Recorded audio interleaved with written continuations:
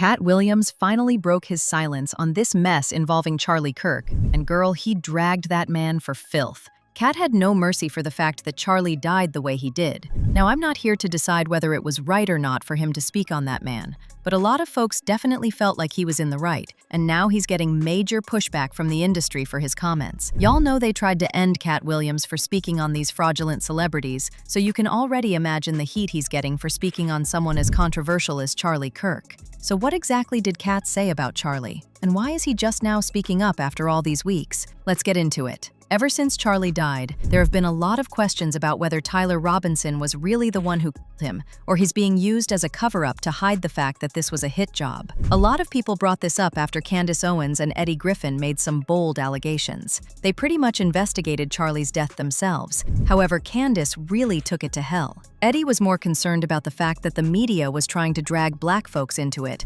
even though this was a white-on-white crime. Y'all know how them pale folks love blaming us for everything. Y'all attacking the wrong motherfuckers. We didn't have shit to do with that. That was a white shooting a white man. So y'all need to go and figure it out amongst yourselves. But y'all falling for the okie doke. They trying to kick off a race war. Dug a little deeper. Why did a private jet take off from a private airport 12 minutes from the shooting with this radar illegally turned off for 20 minutes after the assassination? It's gaslighting. They're trying to charge up. They want a race war. They want mayhem in the streets. We know that this is a professional hit. There was a clear spotter in the back that grabbed his hat twice. And that's a signal for a sniper to, And then somebody judged the distance, checked the arm, and come right up to Charlie's neck. How many mass shooters there have been in America over the last 10 years?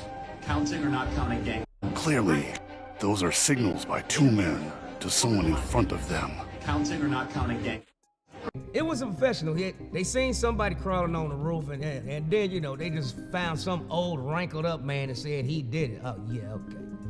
So he can carry a high-powered rifle and shit and all that shit, and he yelling out, kill me, kill me, kill me. Who does that? Now, as I said, Candace had a lot more to say than just calling the media out for trying to pin this on black people. She went as far as blaming Charlie's death on his Israeli donors, and even accusing the FBI for allegedly helping them cover it up. It got so bad that she was hit with a gag order, but that still didn't stop her from running with those allegations. Don't worry about the gag order in the Charlie Kirk case. I plan to violate it on the world's behalf. The things I've discovered this past week are enough to burn the house down. Yes, Charlie was betrayed by everyone. Mind you, before this gag order, she had already accused the FBI of allegedly fabricating the story about Tyler being Charlie's shooter. She alleged that those blurry images that the FBI released of Tyler leaving the rooftop were fake, and that the story about Tyler's mom and dad turning him in was all made up. I want to break this news immediately because it feels important, and I think if I don't break it immediately, something bad might happen.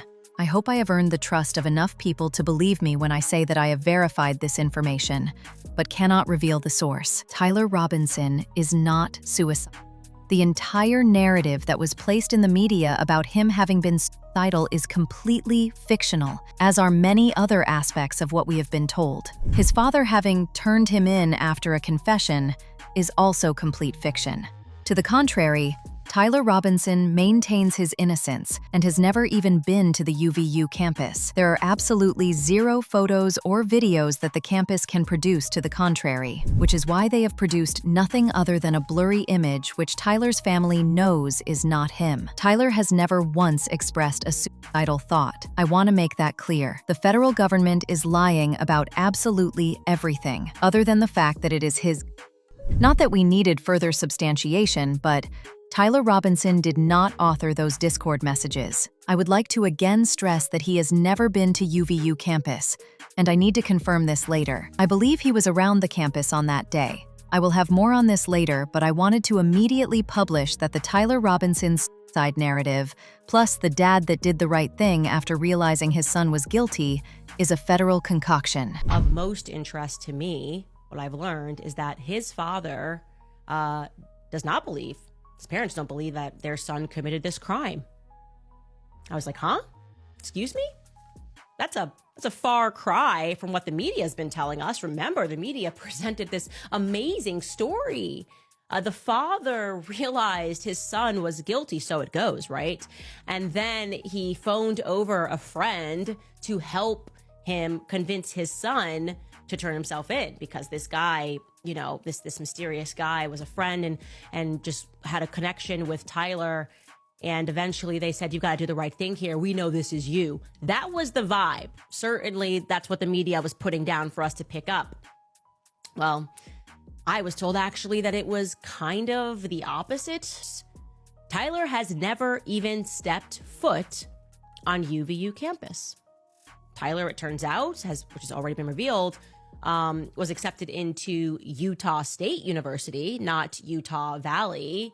And that's actually interesting if you pause and reflect on that, because we didn't really consider how on earth Tyler became not just familiar with the layout of the campus, but familiar with the rooftop layout of UVU campus. So familiar that he knew exactly how to scale across the rooftops to duck down in order to take an almost impossible at a Charlie Kirk who was sitting beneath a tent. Curiously, Candace also leaked screenshots of private messages between Charlie and his team at Turning Point USA just 3 days before his death, in which he was telling them about some life-threatening threats he received from their donors after he refused to join their pro-Israeli agenda. Charlie was done with Israel bullying him, and I am now going to present you proof of what I am saying. This is an actual group chat, which happened 2 days before Charlie Kirk was assassinated. There were 9 people in total on this chat, including Charlie, and Rob McCoy. I'm going to protect the names of the other 7 for now.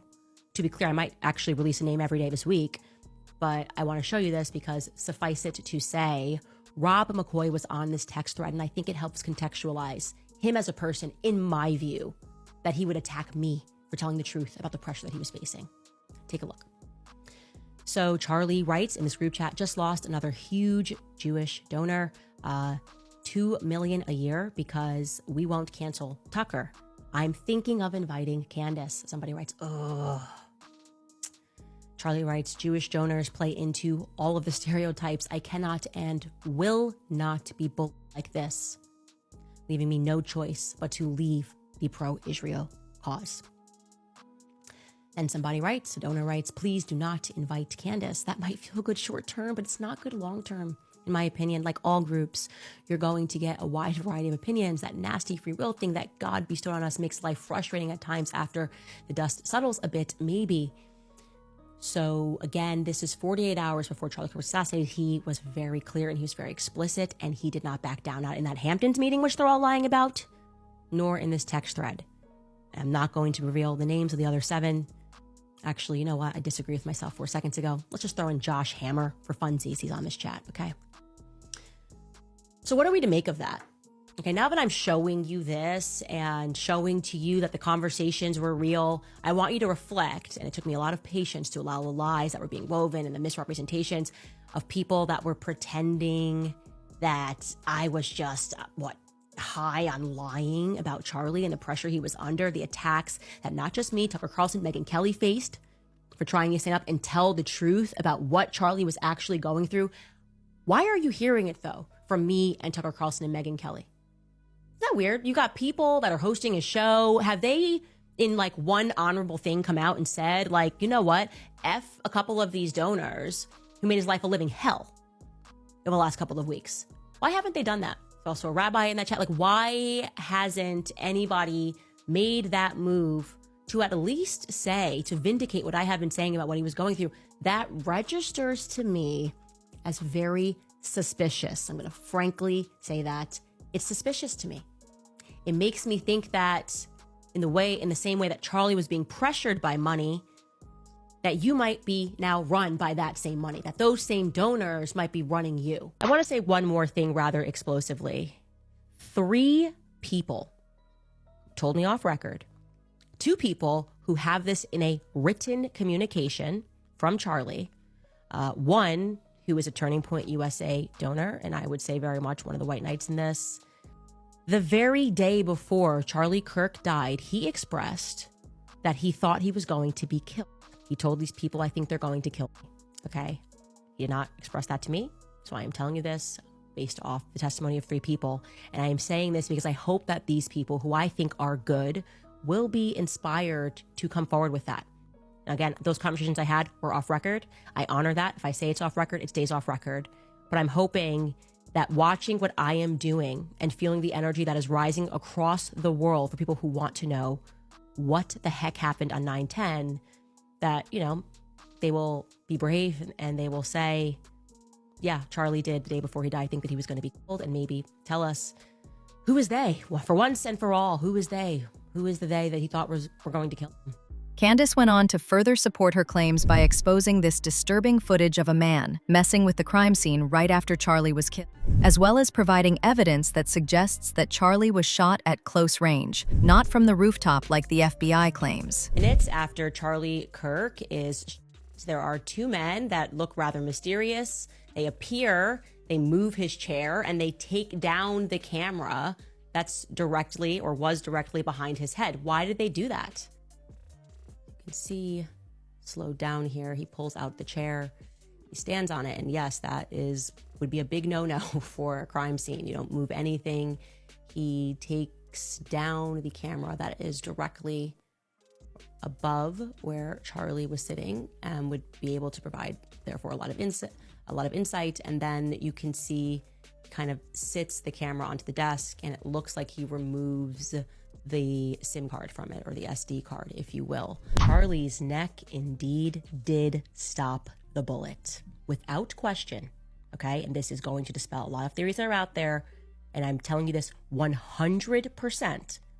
Charlie Kirk was shot from the front, and the bullet did not exit, and at least a fragment of the bullet was recovered from his neck. And I'm going to tell you exactly where it was recovered from. I have fact-checked this information from multiple sources now. I've actually been sitting on this for a little bit over a week. Right around here. So think about almost in line with your shoulder blade, right in the center.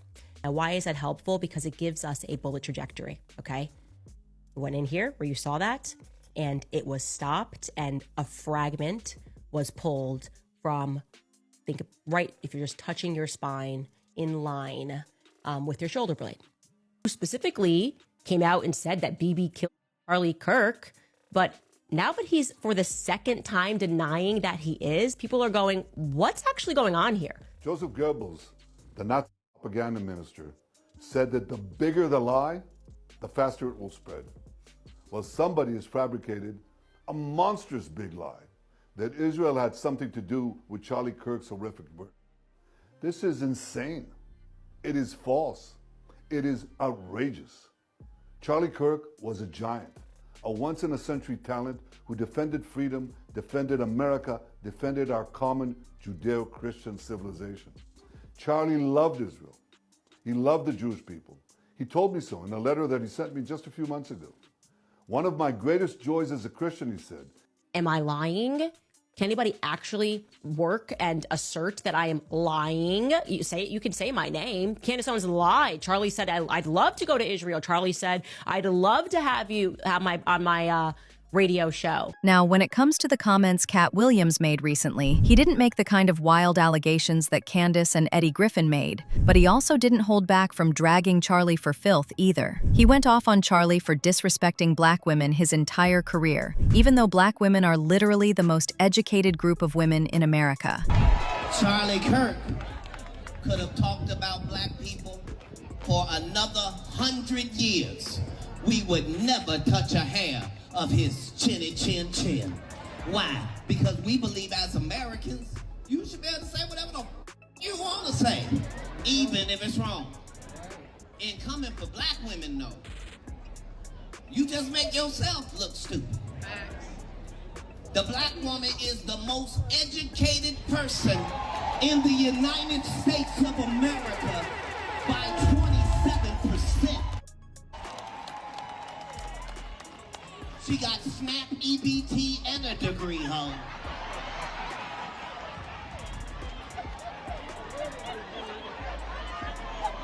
And they don't like what I be saying. I gotta shut up. But I ain't gonna do it. My job is to the people. I'm supposed to say, the f*** going on. Girl. Charlie's supporters weren't having it when they saw this, and they jumped into the comments to tear Katt up. One person said, LMAO, his ignorance in this rant only represents the other small percentage of ignorant, weak, whiny, and lack of self-accountability folks. Y'all some weak ones. Another person said, Black women are not the most educated demographic in the USA, lol. They are the most educated compared to their Black male counterparts, but Asian women are #1 for women, followed by white women. But now, I want to know your thoughts. What do you think about Katt dragging Charlie Kirk for filth? And do y'all think it was right for him to speak on Charlie like this when the man is literally dead? Let me know your thoughts in the comment section below, and don't forget to click here to watch this other messy video.